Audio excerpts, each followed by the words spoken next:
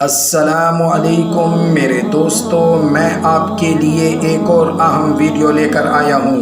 جس میں آپ کو یہ بیان کروں گا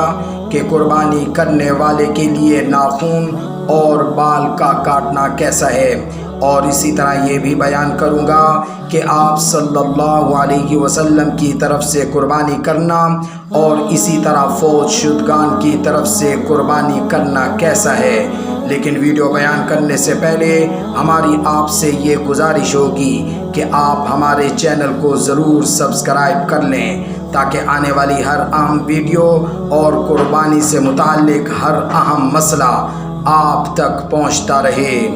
جو شخص قربانی کرنے کا ارادہ رکھتا ہو، یعنی قربانی کر رہا ہو، چاہے مرد ہو یا عورت، اس کے لیے مستحب ہے کہ وہ ذو الحجہ کا چاند دیکھنے کے بعد بال، ناخن اور حجامت بنانے سے قربانی کرنے تک رکا رہے۔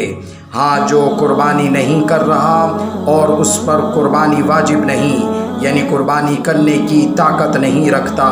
اگر وہ بھی بال، ناخن اور حجامت بنانے سے 10 ذی الحجہ تک رکا رہے تو اللہ تعالیٰ سے امید ہے اس کو بھی ثواب عطا فرما دیں گے۔ لیکن یہ ضروری ہے کہ وہ قربانی کرنے کا شوق رکھتا ہو۔ یاد رکھیں، ہر صاحب نصاب مرد اور عورت پر قربانی فرض ہے۔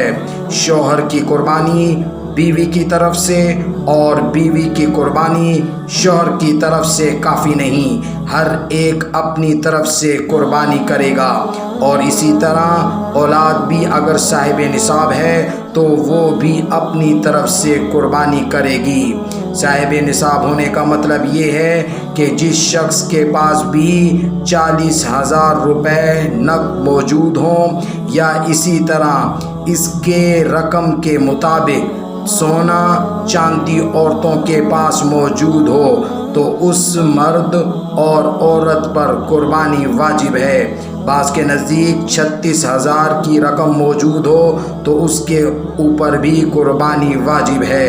آپ صلی اللہ علیہ وسلم کی طرف سے قربانی کرنا یا اسی طرح فوت شدگان کی طرف سے قربانی کرنا یہ جائز ہے، لیکن یہ یاد رکھیں، جو شخص آپ صلی اللہ علیہ وسلم کی طرف سے قربانی کرنا چاہتا ہے اور اسی طرح کسی فوت شدگان کی طرف سے قربانی کرنا چاہتا ہے تو اس کو پہلے اپنی طرف سے قربانی کرنا ہوگی، پھر وہ آپ صلی اللہ علیہ وسلم کی طرف سے قربانی پیش کر سکتا ہے، اور اسی طرح پھر وہ کسی اپنے فوت شدگان کی طرف سے قربانی پیش کر سکتا ہے۔ اگر ایسا نہ کیا تو قربانی نہیں ہوگی۔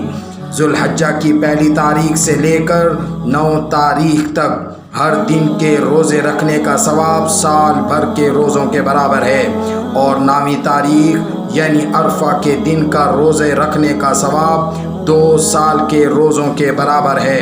پھر 10ویں تاریخ سے لے کر 13ویں تاریخ تک روزہ رکھنا حرام ہے۔ تکبیرات تشریق 9 ذی الحجہ کی نماز فجر کے بعد سے 13 ذی الحجہ کی عصر کی نماز کے بعد تک ہر فرض نماز کے بعد 1 مرتبہ بلند آواز سے کہنا واجب ہے، البتہ عورتیں آہستہ آواز سے کہیں گی۔ تکبیرات تشریق یہ ہیں: اللہ اکبر، اللہ اکبر، لا الہ الا اللہ، واللہ اکبر، اللہ اکبر، وللہ الحمد۔